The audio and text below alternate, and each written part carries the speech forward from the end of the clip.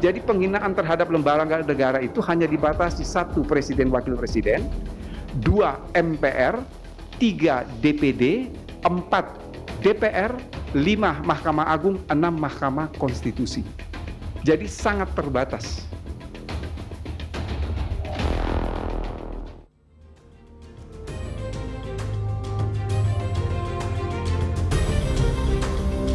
Pengundangan KUHP yang diikuti pengesahan KUHAP serta pengundangan nomor 1 tahun 2026 soal penyesuaian pidana pantas diapresiasi. Karena akhirnya Indonesia memiliki aturan hukum pidana buatan anak negeri. Tapi KUHP dan juga KUHAP lebih dari sekedar itu karena mengatur relasi sensitif antara pemerintah dan juga rakyat. Lalu pertanyaannya sederhana, apakah pembaruan ini justru mengatasi masalah tanpa masalah atau justru menambah masalah di atas masalah? Prime Plus bersama saya Diana Valencia akan membahasnya pada malam hari ini dengan sejumlah narasumber yang sudah hadir di studio dan juga melalui sambungan Zoom. Tapi sebelum itu mari kita simak informasi berikut ini. Tahun baru KUHP dan juga KUHAP baru. Kita akan lihat sebenarnya karena tanggal 2 Januari 2026 ini menjadi momen penting ya dalam bidang hukum dan juga peradilan di Indonesia. Di tanggal tersebut Indonesia memberlakukan KUHP dan KUHAP baru. Namun bukan namanya berdemokrasi jika tidak mendapat sorotan dari publik. Dan berikut sudah kami rangkum beberapa pasal yang menjadi perhatian publik. Kita akan simak pertama dari KUHP terlebih dahulu. Ada pasal pemberitahuan soal aksi demonstrasi. KUHP baru mengatur ancaman bagi aksi unjuk rasa tanpa pemberitahuan kepada aparat kepolisian. Nah, ketentuan itu tertuang dalam pasal 256. Di mana ini berbunyi setiap orang yang tanpa pemberitahuan terlebih dahulu kepada yang berwenang mengadakan pawai, unjuk rasa atau demonstrasi di jalan umum atau tempat umum yang mengakibatkan terganggunya kepentingan umum, menimbulkan keonaran atau huru-hara dalam masyarakat, dipidana dengan pidana penjara paling lama 6 bulan penjara. Nantinya atau paling lama 6 bulan penjara ini atau denda paling banyak di kategori 2. Kemudian kita berlanjut ke salah satu pasal yang paling banyak dibicarakan juga, ini adalah soal pasal penghinaan presiden dan juga wakil presiden. Dan di KUHP baru ini memberikan ancaman pidana bagi pernyataan yang dianggap menghina presiden atau wakil presiden. Namun ancaman pidana merupakan kategori delik aduan yang artinya ini hanya bisa ditindaklanjuti lewat aduan langsung dari presiden atau wakil presiden. Selanjutnya kita akan melihat pasal-pasal ini adalah larangan menyebabkan ajaran Marxisme dan juga Leninisme. Nah, ini tercantum dalam pasal 188 KUHP yang melarang setiap orang untuk mengajarkan atau menyebarkan ajaran komunisme, Leninisme dan juga Marxisme. Hukuman pidananya apa? Ini hukuman terancam 4 tahun penjara, bahkan ancamannya bisa lebih berat hingga 7-10 tahun jika dimaksudkan untuk mengganti Pancasila sebagai dasar atau falsafah negara atau menimbulkan kericuhan yang diatur lewat pasal 188 ayat 2 dan 3. Kita lanjut ke pasal yang selanjutnya adalah pasal hukuman koruptor. KUHP baru pasal 603 ini mengurangi batas pidana minimal bagi koruptor menjadi 2 tahun. Nah, masa pidana itu lebih rendah dari Undang-Undang Tipikor dengan ancaman pidana minimal 4 tahun. Kemudian yang selanjutnya ini adalah pidana kerja sosial. KUHP baru mengatur pidana kerja sosial sebagai pidana alternatif yang tidak diatur dalam KUHP lama. Namun kerja sosial ini tak berlaku untuk semua tindak pidana, melainkan hanya untuk pidana ringan atau tipiring seperti penghinaan ringan, perbuatan tidak menyenangkan skala kecil, pelanggaran ketertiban umum ringan, perusakan ringan tanpa korban atau tindak pidana dengan kerugian kecil, dan tanpa kekerasan dengan ancaman pidana kurang dari 5 tahun. Kemudian kalau dari KUHAP, kita akan berlanjut ke yang selanjutnya. Ini adalah yang baru disahkan kurang lebih 2 bulan lalu, sekitar bulan November kalau saya tidak salah. Kita akan lihat sebenarnya ada pasal-pasal apa saja yang bermasalah di KUHAP. Kalau kita rangkum sebenarnya kalau di KUHAP ini ada pasal 236, ini adalah pasal terkait alat bukti saksi yang mengatur bahwa disabilitas dapat menjadi saksi walaupun tidak ia lihat sendiri. Karena disabilitas visual dan tidak mendengar ataupun disabilitas pendengaran. Kita akan lihat pasal-pasal apa saja di Oke, ini dia. Yang tadi saya sebutkan ini adalah pasal akomodasi kelompok rentan. Ini harus secara bebas tanpa hambatan menyampaikan kesaksiannya untuk kekuatan yang sama. Kemudian berlanjut soal perlindungan dari penyiksaan. Ini pasal 143 huruf M. Dan 144 huruf Y ini memuat hak, kalau 143 hak saksi, kalau 144 hak korban menjamin hak untuk bebas dari penyiksaan, intimidasi, perbuatan tidak manusiawi, atau merendahkan harkat dan martabat manusia selama proses hukum. Kemudian selanjutnya yang juga menjadi sorotan adalah syarat penahanan. Dalam KUHP lama, penahanan ini bisa dilakukan kepada tersangka atau terdakwa yang dikhawatirkan melarikan diri, menghilangkan barang bukti hingga mengulangi tindak pidananya. Sedangkan KUHP baru ini ada pembaruan. Ada isinya ini adalah penahanan bisa dilakukan jika tersangka atau terdakwa mengabaikan panggilan penyidik selama 2 kali berturut-turut tanpa alasan yang sah, memberikan informasi tidak sesuai fakta saat pemeriksaan, menghambat proses pemeriksaan dan berupaya melarikan diri. Kemudian yang selanjutnya soal poin bantuan hukum. Soal poin bantuan hukum ini tercatat di pasal 142 huruf G yang menjamin hak tersangka, terdakwa untuk mendapat jasa hukum dan atau bantuan hukum.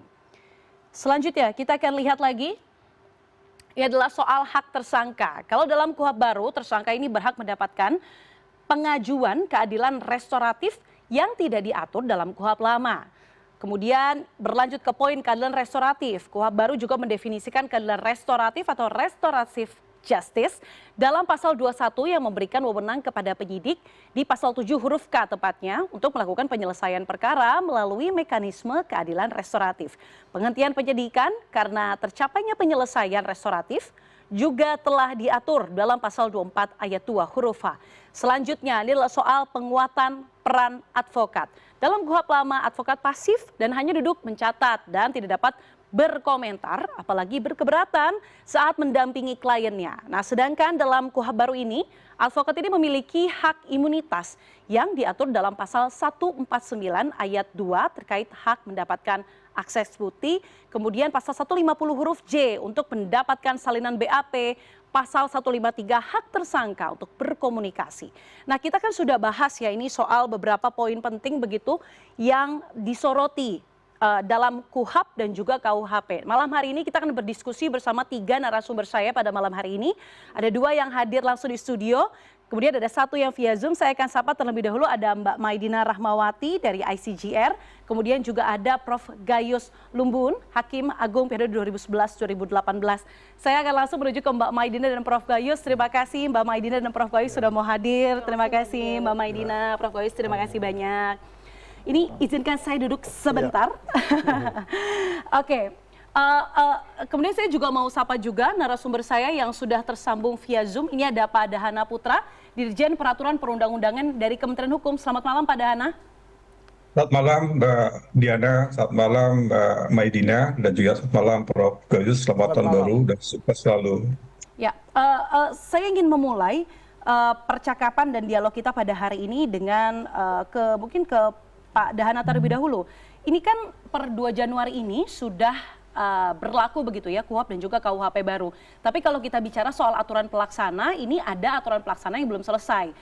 Sebelum saya masuk substansi, saya mau tanya dulu ketika sudah diberlakukan dan aturan pelaksanaan belum selesai, kenapa demikian? Karena KUHP ini ada 5 aturan pelaksana, hanya 1 yang baru selesai. KUHP juga ada 3 aturan pelaksana yang belum selesai. Mungkin boleh dijelaskan Pak, kenapa aturan pelaksananya sampai sekarang masih belum selesai begitu? Ya, baik, terima kasih Mbak Diana. Pertama, apresiasi terhadap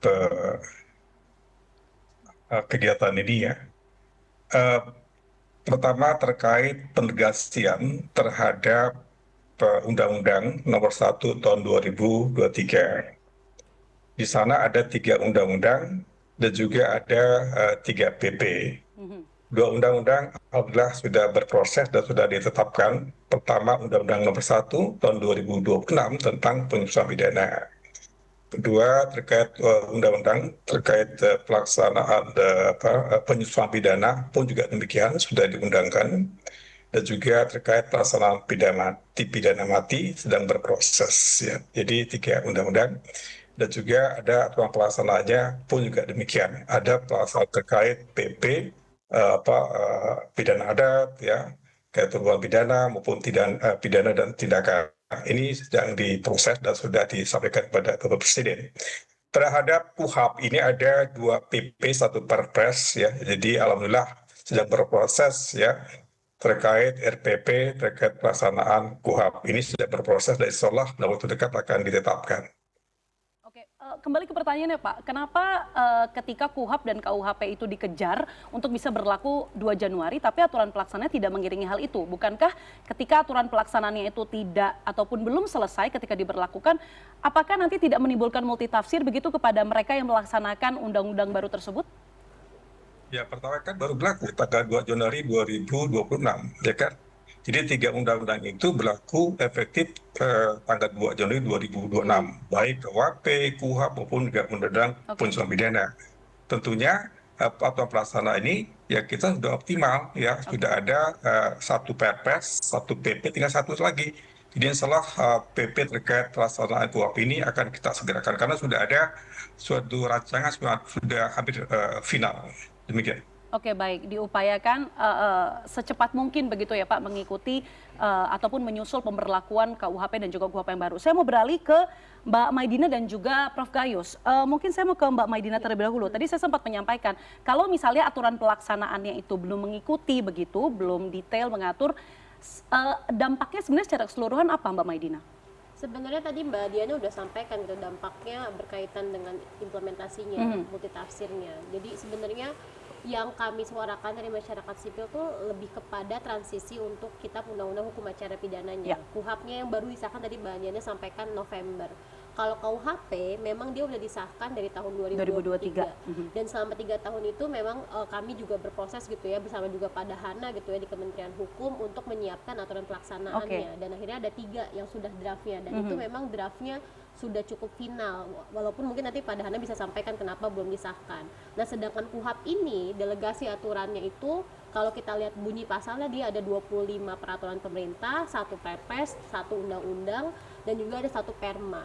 Nah di sini KUHP itu ngatur aspek yang sangat teknis, yang benar-benar sangat teknis dan banyak implementasi, misalnya kayak tadi soal keadilan restoratif, pelaksanaan denda damai, kalau misalnya penyidik bisa menghentikan perkara dengan pembayaran denda maksimal. Nah itu kan sangat teknis yang butuh bagaimana aparat penegak hukum mengimplementasikan. Nah sayangnya usulan kami di KUHP, di pembahasan KUHP yang lalu di tahun 2025 untuk menunda adanya masa transisi seperti KUHP itu belum cukup diterima, sehingga akhirnya dia langsung diimplementasikan. Padahal pada saat persiapan implementasi KUHP dengan masa transisi 3 tahun, padahal tadi juga sampaikan kita juga menemukan ada kendala-kendala teknis, ada catatan teknis di dalam KUHP yang kemudian disesuaikan dengan Undang-Undang Penyesuaian Pidana. Nah harapannya sebenarnya waktu itu di tahun 2025 di bulan November kita juga punya masa transisi untuk KUHP untuk mempersiapkan aturan implementasinya, untuk melihat lagi kembali KUHP kalau ada masalah teknis seperti yang ditemukan di dalam Undang-Undang Penyesuaian Pidana. Jadi Undang-Undang Penyesuaian Pidana tuh ada 62 poin revisi dari KUHP yang disahkan 2023 dan kita juga menemukan sebenarnya ada catatan substansi ataupun catatan teknis di dalam KUHP. Nah harusnya ada masa transisi untuk KUHP. Oke, Mbak Maidina kan menyoroti soal seharusnya ada masa transisi juga untuk KUHP karena KUHP saja butuh waktu lumayan hampir 2 tahun begitu ya Mbak ya.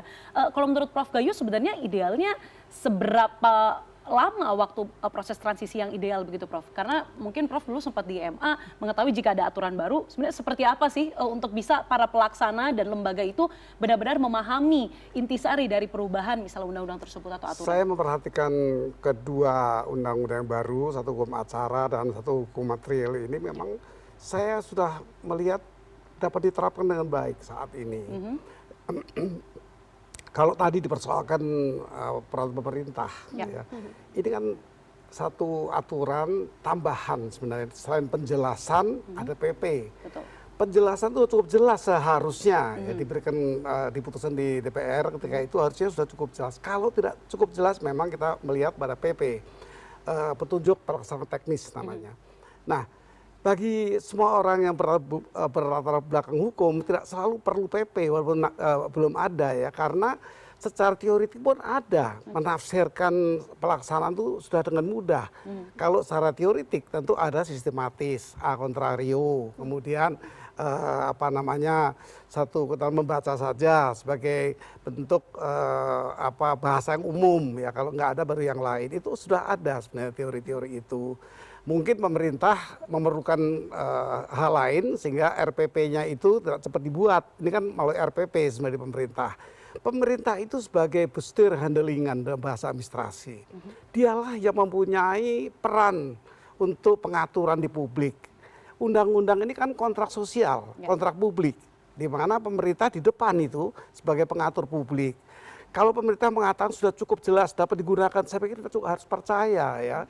Menteri Hukum menyampaikan kemarin, pakai saja yang lama kalau memang diperlukan dengan sangat. Itu kita harus mendukung karena mereka itu besar handlingan, dia punya wilayah kerja itu. Sehingga tentu di sana saya sebut tadi ada juga pakar-pakar yang ada di kementerian, menteri juga pakar hukum, tentunya ini tidak perlu ada kebingungan bagi saya. Jadi menurut Prof tidak akan menimbulkan ruang multitafsir yang cukup lebar begitu? Sangat tidak.